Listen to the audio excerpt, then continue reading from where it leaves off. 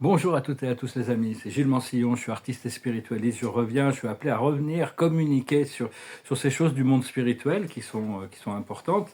Aujourd'hui c'est une journée un peu fainéante pour moi, c'est mon anniversaire, alors c'est un jour où on ne doit pas forcément trop se bousculer.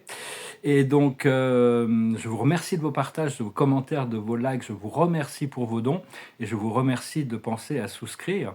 C'est très important de rester, de comprendre qu'il y a cette ligne temporelle qui est en or, qui est dorée, qui est une ligne temporelle paradisiaque.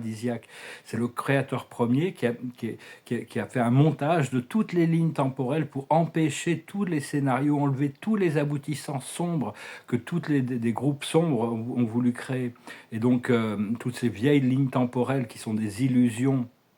Donc c'est vraiment important dans notre esprit mental de rester quand même concentré sur l'histoire de notre plus haute, de nos plus hauts aboutissants, hein, pour stabiliser et solidifier le champ et alimenter les manifestations que l'on recherche.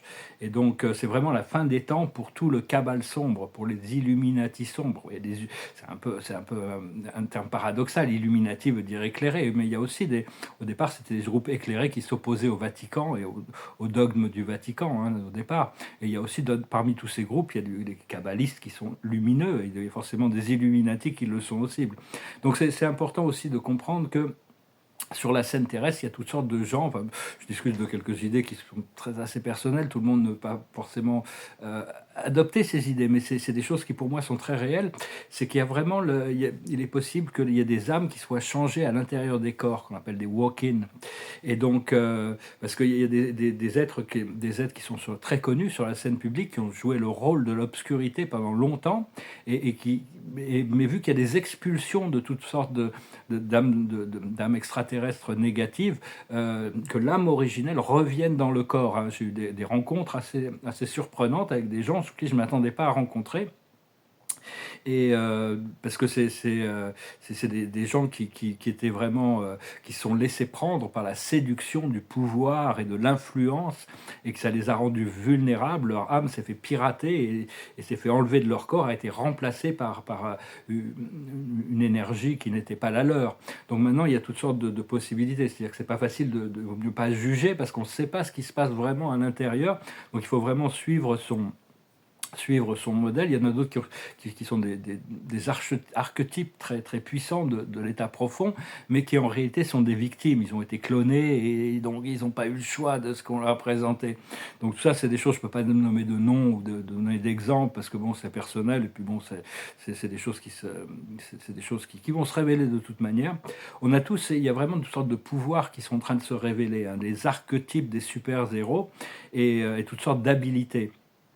Mais seulement quand on les mérite, hein. On n'a pas besoin de posséder tous les pouvoirs, parce qu'on sera tous complémentaires dans notre famille d'âme par rapport à ce que l'on doit apporter. Mais on doit maintenir notre intégrité pour pouvoir continuer à cultiver et développer ces pouvoirs.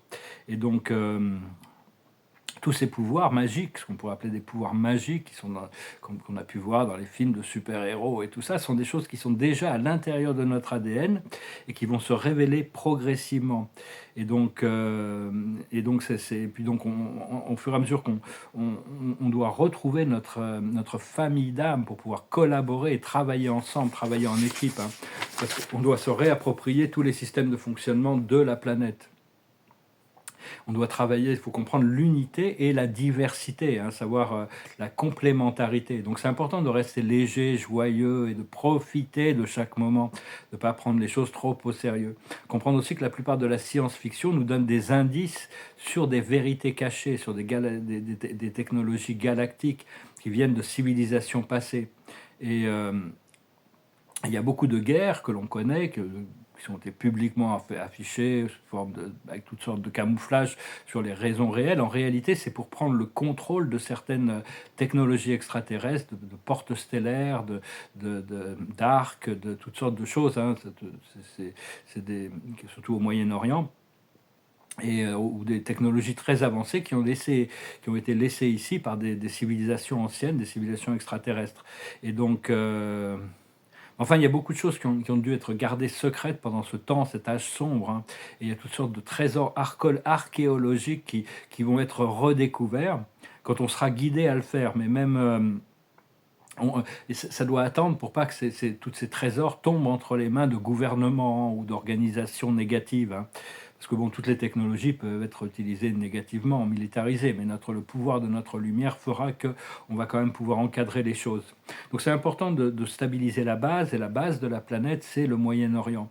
C'est là où les porteurs de vie ont implanté la première graine il y a 1 milliard d'années à peu près, pour que la vie commence à se développer sur Terre. C'est là où il y avait le Jardin d'Éden au départ, il y a un peu moins de 40 000 ans. C'est là où il y a eu la première civilisation de notre histoire connue, hein, à l'angle du Tigre et de l'Euphrate, et Babylone, la première ville d'1 million d'habitants, à travers ce qui avait été inspiré, assisté par les Anunnaki. Donc c'est vraiment important d'imaginer tout cet endroit dans la lumière et la paix, hein, parce que ça stabilise la base de la planète, c'est le chakra de la base de la planète. Et donc c'est important de continuer à cultiver une vision paisible, une vision riche et abondante et joyeuse et créative pour nous-mêmes, et la paix sur Terre, continuer à cultiver cette vision. Donc voilà les amis, je n'ai pas pris de carte, je ne vais pas faire d'oracle, moi tant pis, hein, on n'a pas besoin d'oracle de toute manière. Je vais chanter une chanson par contre, c'est une chanson qui n'est pas facile, elle est longue, elle n'est pas facile à chanter, mais je pensais, elle me passait par la tête, je vais la chanter. C'est une chanson qui avait été écrite par Stevie Wonder pour célébrer l'anniversaire de Martin Luther King, et donc ça s'appelle Happy Birthday. It goes like this. You know it doesn't much sense to make out to be a law against everyone that takes offense at the day of your celebration, 'cause we all know in our mind that there had to be a time that we can set aside to show just how much we love you. And I'm sure you would agree that you could fit it perfectly than to have a perfect party of the day that you came to be. Happy birthday to you. Happy birthday to you. Happy birthday. Happy birthday to you. Happy birthday to you. Happy birthday. You just never understood how a man that died for good could not have a day that would to set aside for his recognition, because it should never be just because some cannot see the dream as clear as he, that they would make it become an illusion, and that we all know everything that he stood for a time will bring, for peace in the heart we'll sing, thank to Martin Luther King. Happy birthday to you. Happy birthday to you. Happy birthday. Happy birthday to you. Happy birthday to you. Happy birthday. Why was there never been a holiday where peace is celebrated? All thought the world in time is overdue for people like me and you, who knows the way of truth is love and unity to all God's children. It should be a great event, and the whole day should be set in full remembrance for those who live and die, for the oneness of all people. So let us all begin. He knows that love can win. Let it out, don't hold it in. Sing it out as loud as you can.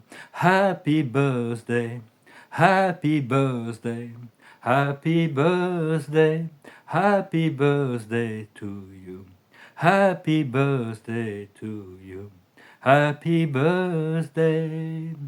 We know the key of unity of all people is the dream that you also had so long ago, that lives in the heart of all people that believe in unity.